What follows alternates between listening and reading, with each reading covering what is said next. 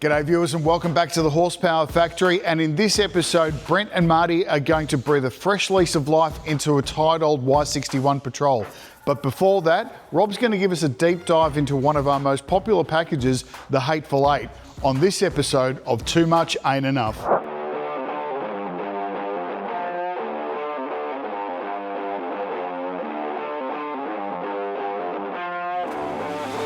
Too much ain't enough.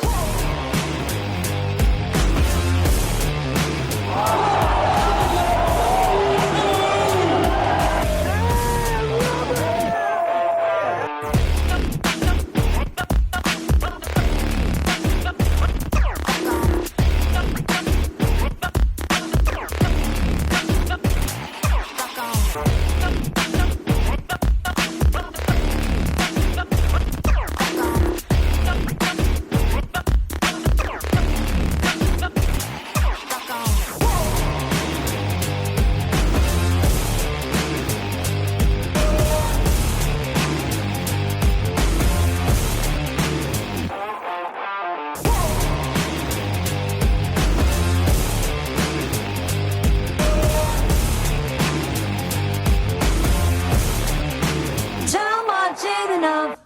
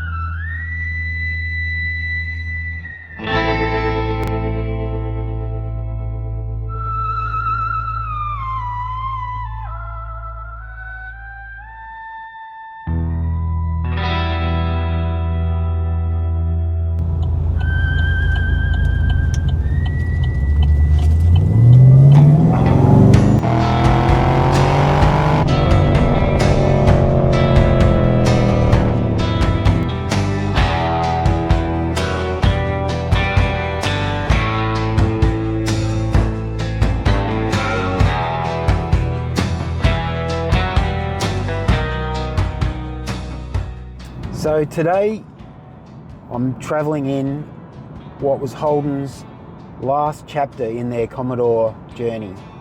It's a VF Series 2. Second last chapter actually, because they have the SSV. That's not a real Commodore. I'll start again. So today I'm out road testing this absolutely beautiful VF2 SSV Commodore. As Mario rightly pointed out, it wasn't actually the final chapter in their Commodore history, but I think we'd like to forget the last chapter. I think we'd skip over that because this really, in terms of Australian built cars with the Commodore name, this was the final hurrah. Great car, amazing car, rear wheel drive, LS V8, puts out 304 kilowatts, 570 Newton meters of torque. And look, as an Australian four-door sedan, it just doesn't get any better. Well appointed, heads-up display, you know, very comfortable, great back seats, you can put your luggage in the boot. I had many cars in mind, something European, like an Audi A5 or something like that. But I was raised around Commodores all my life as a kid. I chose to get an SSV Redline. It's a great car, love it. And this car has been loved and has really been kept, I would suggest, in a garage and not driven too often because it's only got 5,000 Ks on it, so it's nothing in the scheme of things, and the customers decided it's time to make it a little bit special. So it's come to the Horsepower Factory to have what we call our Hateful Eight package fitted to it. The original form was good, but I had already had my mind preset on upgrading it. My uncle had a 547 package on his car, and I wanted something that would match and be fun. And that package, which we'll go through in a bit more detail, is basically heads and cam and fitting a Harrop FDFI supercharger with an upgraded fuel system. Now this is a package that we probably is our second most popular package behind the Thunder Pack. We would have done more than 40 of them, so it's a very tested, proven package. I was looking into Harrop and found them through the certified dealers. And I chose the heavyweight package because it was the most well-rounded package that they had. You know, it had everything that I wanted, and the supercharger especially, and also the exhaust system and that, and it just ticked all the boxes. We do retain the factory bottom end, and when you see the power figures that we quote and what we make in these packages, which is up around that 600 kilowatt mark at the flywheel and around 1,000 Newton meters of torque, you know, it just transforms the car, and it is just a real credit to how good these engines are and how reliable they are and how reliable the package is, because as I said, we've got quite a lot of cars out there with this package. I know some of them running 10-second quarter miles, so it's a pretty proven and successful package. So yeah, we're just out doing a road test. Drives as I would expect with a car with 5,000 Ks on it. It's beautiful, nice and tight. I haven't driven one for a while. It's actually quite nice to drive it because it brings back a lot of memories. These cars for us were a bread and butter for a long time and so popular for upgrading. And I suppose it's worth talking about the fact that there is still a lot of them around, and people are now bringing them to us to get upgraded, because what are you going to replace them with? You can't buy this style of car, 4-door, LS V8, sedan, rear-wheel drive.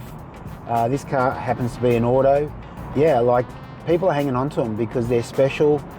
There's something that they want to upgrade, drive on a nice day on a Sunday, take the family down the shops and go for a cruise, or to a car show, whatever that might be. But yeah, they're a real special car, and I think we're now starting to see people wanting to really make them even more special. So we've got the rocker covers off this engine now. This is a very, very low kilometre car, so it's a very clean example. As you can see, underneath the rocker covers, very clean. Same with the rocker gear as well. Spark plugs, barely even wear, a little bit of carbon as they do. This is going to be a great car to work with because it's nice and clean. So I wanted to show you the components that we use in our Hateful Eight package. I've got most of it here. This here is all the engine componentry. I'm going to show you the fuel system later. But I did want to sort of lay it out a little bit just so you could see what's involved, because it's not just a matter of, when you say head and cam, you think just a set of heads and a camshaft, but that's not how we do it at HBF. We do go through the engine and make sure we're replacing all the necessary components that are likely to cause us any issues. Depending on the Ks of the car, obviously, that can vary a little bit, but typically these are the components we would always replace. So with the timing set, we also replace the timing set, as you would expect, with an adjustable timing set so we can dial the cam in. This is a performance single row timing chain set. They had come with a Torrington race on the back. They're just a much better quality chain, and they've got the ability for us to set up the camshaft timing, so we dial that in properly. As part of that, we do replace typically the timing chain guide. That's something that sits between the camshaft gear and the crankshaft gear, just to take up any play in the chain, and from the factory they have a plastic guide. And one of the other reasons we replace this timing chain guide with this earlier style is from the factory they have like a spring-loaded setup, a lot of them, and they are problematic. They break and can fall into the sump and cause noise, and we find that this dog bone style of timing chain guide is just way more reliable because it doesn't have any moving components. We've been doing that for some time. Now, Rob's already spoken about these solid timing chain dampeners. This is exactly why we upgrade them. So this is a factory style here, very thin plastic. These over time do wear and they break and they end up in your sump, so it's not a good thing. So now we change them to a upgraded solid plastic unit. It's a lot better construction. Definitely worth putting in the engine now while it's all apart, and it will last the lifetime of the car.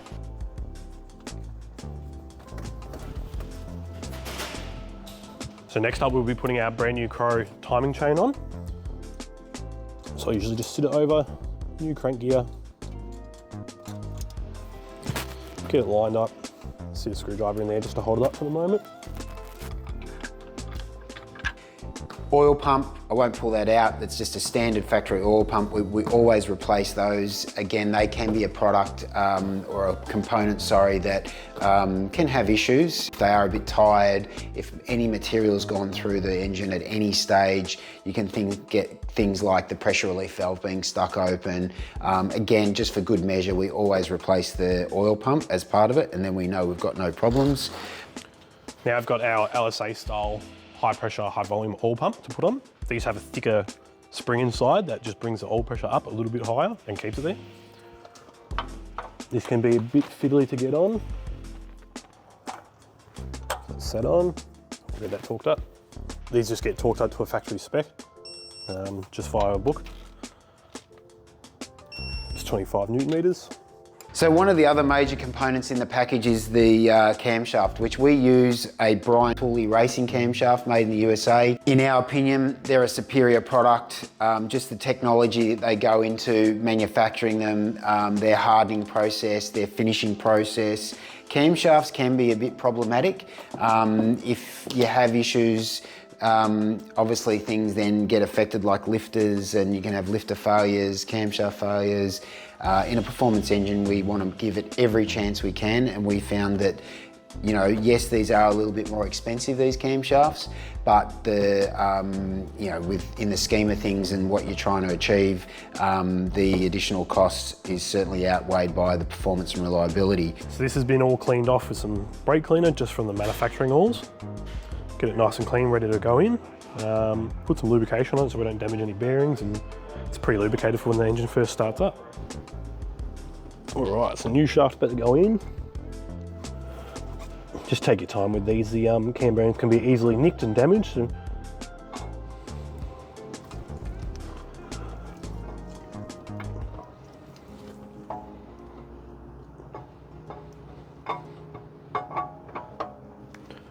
cool. I usually just get a water pump bolt, put it in the end just for a little bit of leverage.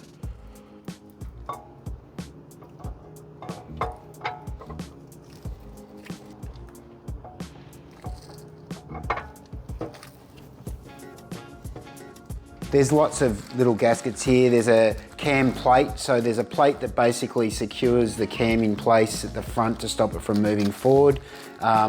We replace that. They do get a little bit of wear on them. They have a gasket on the back of them. They basically do get replaced for just for good measure. So new cam retainer plate, even though this car only has a very, very low amount of kilometers on it, it could just be sitting around. Sometimes the rubber does get sort of deteriorated and goes hard. So it's good to put a fresh cam plate on it with a brand new seal on it.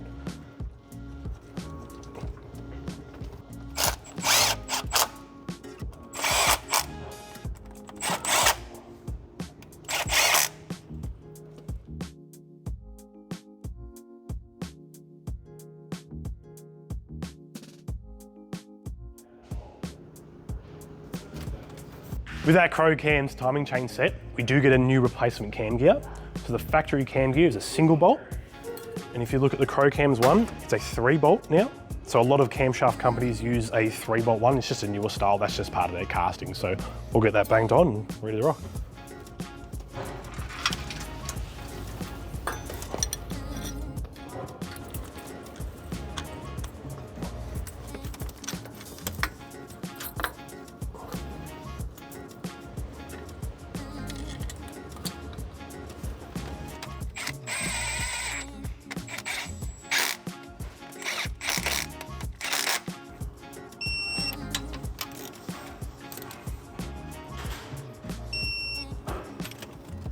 So these are what you call lifter buckets. So there's 4 lifter buckets. We replace the lifters. I've just got one here because Brent's out preparing the lifters. So when we actually fit lifters, we don't just take them out of the box and fit them into the engine. We actually clean them thoroughly and we pre-oil them. So we make sure there's no air or anything in them. So our brand new LS7 lifters going in, these were cleaned off in a bucket of brake clean and then soaked for a couple of hours in some fresh oil. The reason we clean them up is just to get all the assembly lubrication, much the same as what the camshaft is like. We get all the manufacturing grease and oils off, So it's nice, fresh and clean, ready to rock.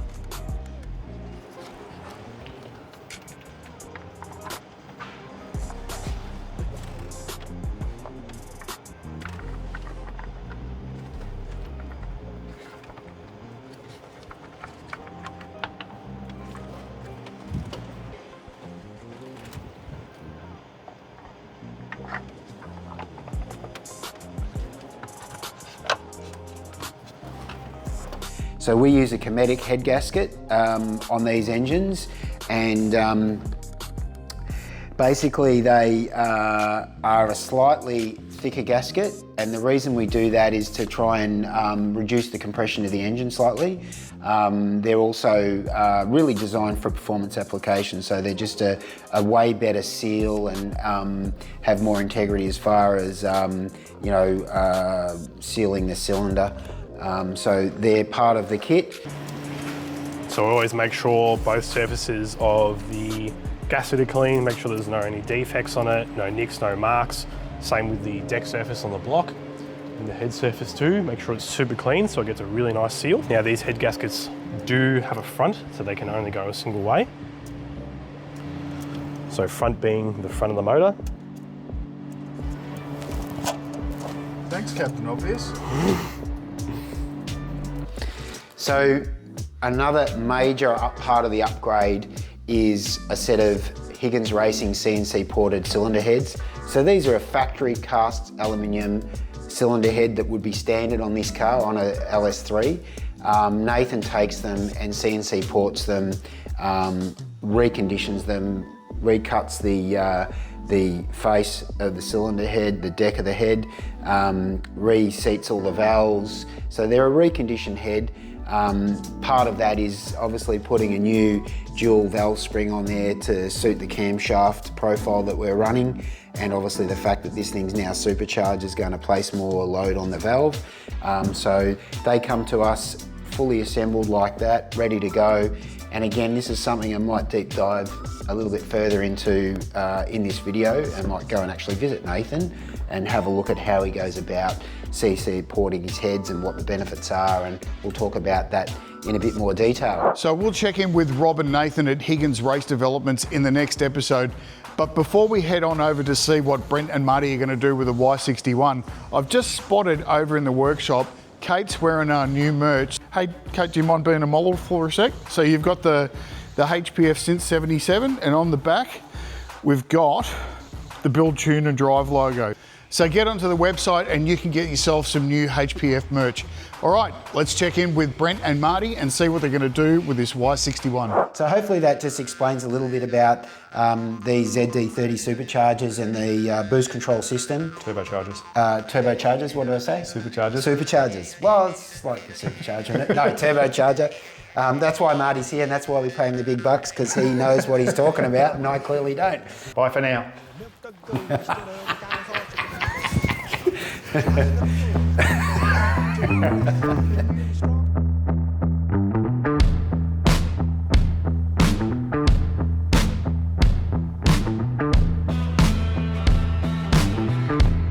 So we were just out giving the Y61 Patrol a initial test drive just to make sure everything's okay.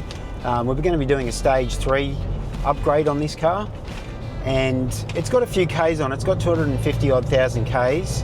Still very safe to do the upgrade, but in saying that, with the amount of Ks it's got, we'll probably find some things along the way that we'll report to the customer. As far as the way it drives like a Y61 Patrol. These cars have got a real cult following.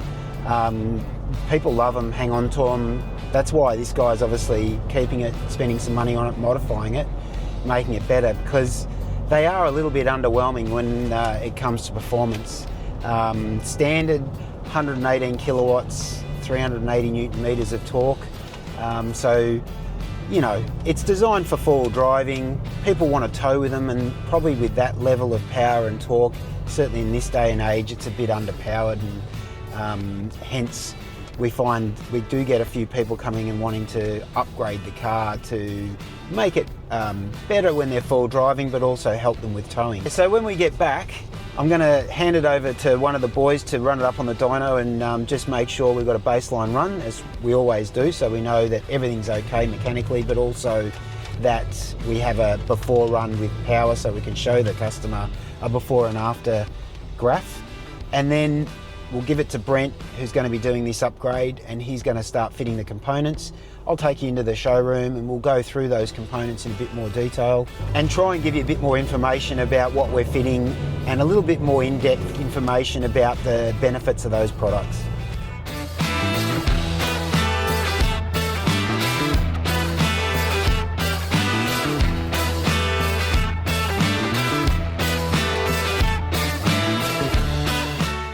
Okay, so I thought it'd be really worthwhile diving into what components we're going to be fitting onto this Y61 GU Patrol.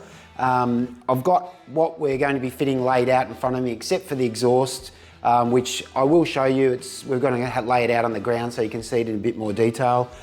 But starting with the top mount intercooler, we're increasing the capacity of that. We've got a Telix Performance turbo inlet pipe, which forms part of the upgraded intake, which is in this block. HPD do a nice 3-inch intake tube upgrade. There's boost controller, I'll talk about why we fit that, and the G260 Titan G Turbo, which is the main part of the upgrade, which is going to give us a big power increase. I'm going to deep dive into a little bit more detail with each one of these, but I just wanted to show you what we're going to be fitting. We are also going to be fitting to this car a new set of injectors, just standard replacement, but the car's got a few kilometres on it. So we talked to the customer and we said, look, with the upgrades you're doing, we just feel it's worth replacing the injectors, which can wear out and wear and become a little bit unreliable after a lot of kilometres and time. And so just because we're spending all this money and doing this nice upgrade, it makes a lot of sense to ensure the fuel system's up to it. As well as doing performance upgrades to this Patrol, on the way I've also noticed that the drive belt needs attention. It is cracked and split. So we don't sort of just look at what we're doing performance-wise, we also have a quick eyeball over the car to make sure there's no other items that need attention, that need replacing. On removing the drive belt, I've then noticed that the water pump needs replacement as the bearing has failed inside, internally, and same with the tensioner.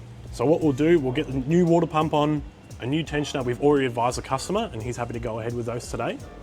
So we'll get them sorted, brand new, we can reassemble that and go on to our performance upgrades.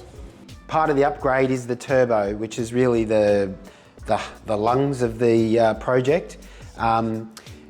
I've got them both laid next to each other so you can have a look at what the difference is. I mean, physically, if you look at the outside, they don't look too different. I haven't actually taken the inlet elbow off this one. You can see by the diameter of the intake there what the inlet to the turbo size is and the difference between the factory turbo and this, which is the G Turbo G260 Titan. You can see that the inlet's bigger because the compressor wheel is bigger.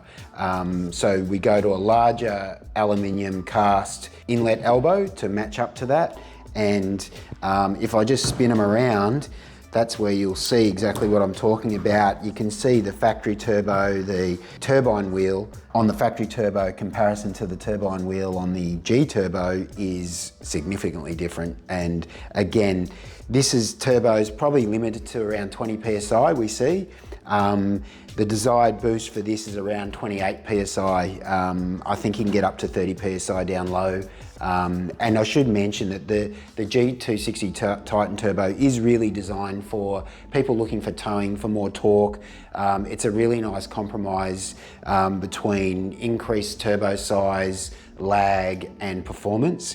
What we find typically with larger turbos is you get more lag the larger you go in the diameter of the wheels, and yes, you get more power up top and they come on stronger, but down low they can be compromised. This turbo seems to be a really nice compromise of not too much lag and good bottom end and increased power. So G Turbo's done a really nice job there, but obviously we're able to make a lot more power with this turbo, peak power I'm talking, without that compromise, which is nice. You can see also change the actuator. There is some issues with the actuators on these. these where we change them even on a standard car. When we're tuning, we will change it.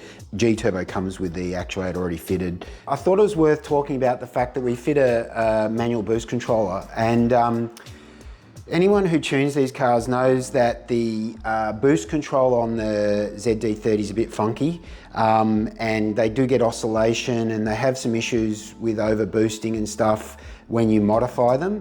And so what we do, we obviously modify VNT tables to try and ensure that we're getting the boost better and flatter, and it definitely is improved. But we do fit this boost T just to ensure that it's got a safety measure, I suppose. So we set this to a max 28 PSI to ensure we never find a situation where we overboost, obviously to protect the engine. And yeah, it's just something that we've developed and works really well. We've got lots of cars out there running it, and it just gives us peace of mind to ensure that we're never going to exceed that boost limit, because these are known to oscillate and potentially spike because the boost control in the ECU and from the factory is not that great. So I've got Marty here, who's in charge of our tuning here at Horsepower Factory, and I just thought it'd be worthwhile having a quick chat to him because, as I mentioned earlier in the video, the boost control on these ZD30s is a bit funky, and I thought might just do a bit more of a deep dive into that and just understand what I'm talking about. So Marty, if you could just maybe run us through and explain, you know, when I say it's funky, obviously what that might mean in technical terms. So in technical terms, I reckon one of the weak links of the ZD30 and the Y61 is the boost control strategy. You drive a standard car and you drive down the road and you'll feel it surge. You'll feel the boost going up, down, and you put it on the dyno and you'll see it. And it's really bad. Now we... so that's factory? It's factory. Like that, yeah. You drive a standard car. No modifications, just factory. No modifications and you'll feel it. You put a 3-inch turbo back exhaust and it makes it worse. Accentuates the problem, Definitely makes it worse. We do have a fix as far as, you know, if you're not going the turbo upgrade, we make changes to the boost control strategy, or optimally, we replace the actuator with a Turbo Smart blow open actuator. And that gives much more consistent, better control with the standard turbo.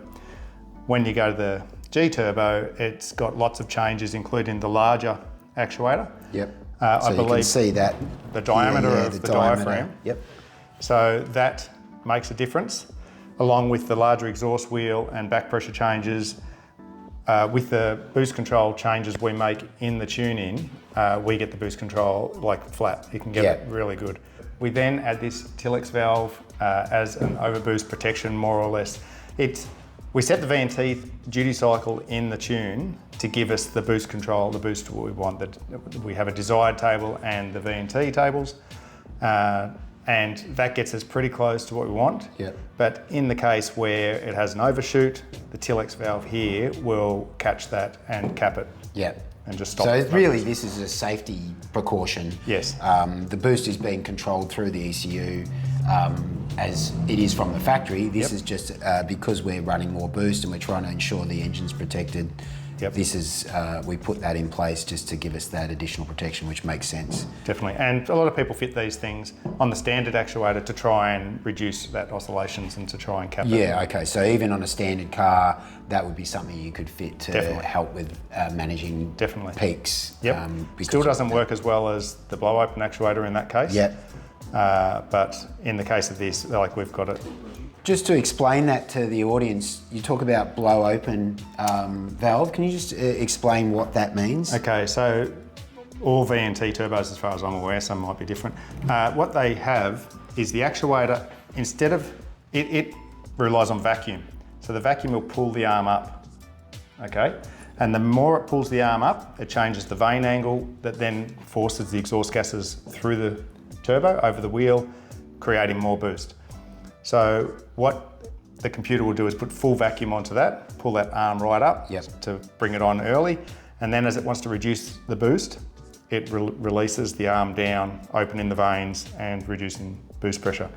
Now what Turbo Smart have released is a blow open actuator. So instead of using this whole vacuum setup, you now just have a conventional, like you would have on a conventional turbo, where it actually uses boost pressure to push the actuator open. So what it will do is, when you fit it to the car, it holds the arm fully up, giving full boost pressure. And then as boost pressure blows into it, it'll push it open. Yep. And that works really well. It works really well on the standard turbo. We haven't had a need to fit it to this. It's not necessary because we get good control with what we've got. Just taking one step back, again, for the people that don't know, VNT, obviously that's a different way of controlling boost over a traditional boost with a wastegate flapper valve. That's right, yep. Yeah, so like a normal turbo has like a little valve that basically is controlled by the actuator, that when it sees or starts to see desired boost, it starts to gradually open to control it. Still computer controlled normally. Yep, so what it does is opens a port and releases the exhaust pressure before it goes through the turbo. To bypass the exhaust wheel. Yep. Whereas this is using technology where it's literally changing the angle or the pitch of the exhaust wheel to speed up or slow down the wheel to increase or decrease the boost. Is that a good explanation? Yep. Yeah. So, a little bit different, but I think, in saying that, what you're saying to me is the fact that it's relying on that, probably it's not as responsive maybe as it should be, which then creates this oscillation. Would that be a fair statement? Yes, and I believe it's a combination of everything. It's a combination of the settings in the ECU, the PID control it's called, which is how quickly it responds and how it reacts to overboost, underboost conditions. Yep. The actuator, the diaphragm diameter, size, I believe, is making a difference as well. The size of the exhaust wheel and how responsive that turbo is to small changes. Right, yep. So, like I say, the bigger wheel, the bigger diameter. Yeah, it just makes it less responsive, which then helps the computer control it more smoothly. Yeah, that makes perfect sense. There you go. Hopefully that just explains a little bit about that, because it is a weak link in these cars, and I think it's important to understand why we're doing what we're doing. So thanks, Marty. No worries. Good on you. Yeah, I mean, the G Turbo is our selection of turbo. We've trialled a lot of different ones and found this to be the best option for people looking for towing. There is a size up from this, which is the G300, which is really for someone who wants all-out power. So you will definitely see a compromise in your bottom end, but you'll make more peak power again. So that's just something, depending on what you're trying to do with the car, your turbo selection obviously is important. So so that's the turbo. Everything else in terms of fitment, that just bolts straight on in the same position. There's no modifications required. So it comes with all the gaskets. Everything you need comes with the new lock nuts. Obviously, once you remove them, they lose their effectiveness. So they give you everything to fit the kit properly. And as I said, straight bolt on and gives you a great result. And we'll see that in the dyno results you'll see later in the video. So there's our brand new water pump, brand new tensioner on. I can just assemble the fan now, put the fan shroud and belt on, and then ready to continue on with our performance mods.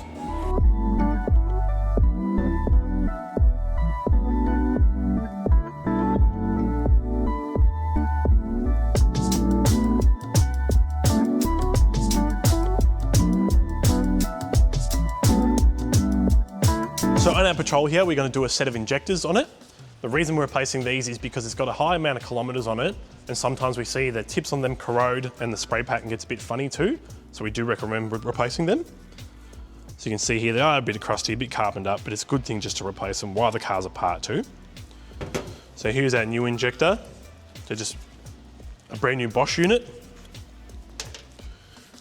Nice and clean, ready to rock. So we'll put a O-ring up on the top. We'll put our copper washer on the end, and then we can get it sat in the motor. So you'll see some numbers on the pieces of paper I've written down, and with the boxes as well. So I like to keep them together because they all have separate codes on them. They need to be recoded to the ECU with a scan tool. So once the car's back together, we can recode it, and then it's ready to fire up. So we're about to just slide our O-ring over the top of this injector, or over the bottom, I should say. So roll that up into its groove, get a bit of Vaseline, and that gets lubricated up so it doesn't get pinched into the head when the injector gets installed. Then we've got a copper washer that seats the bottom of the injector. So usually that'll just sit on there like that. I like to put a bit of copper grease on there, or a little bit grit of grease, just so it holds it in and stops them from falling into the engine. Probably a little bit too much, but that's all right.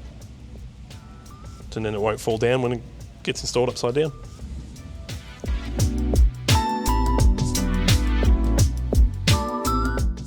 So now we've just got our injector bracket with the bolt in it. That slots over the injector. This holds the injector down. You can see there's like a little square slot that it goes into, and then it can go down inside the head.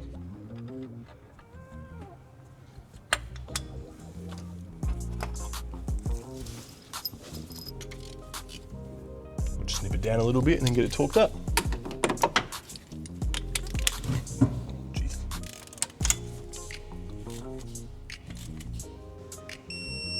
So that'll be it for this episode. Make sure you subscribe to the channel so you get a notification as to when the next episode's going to drop.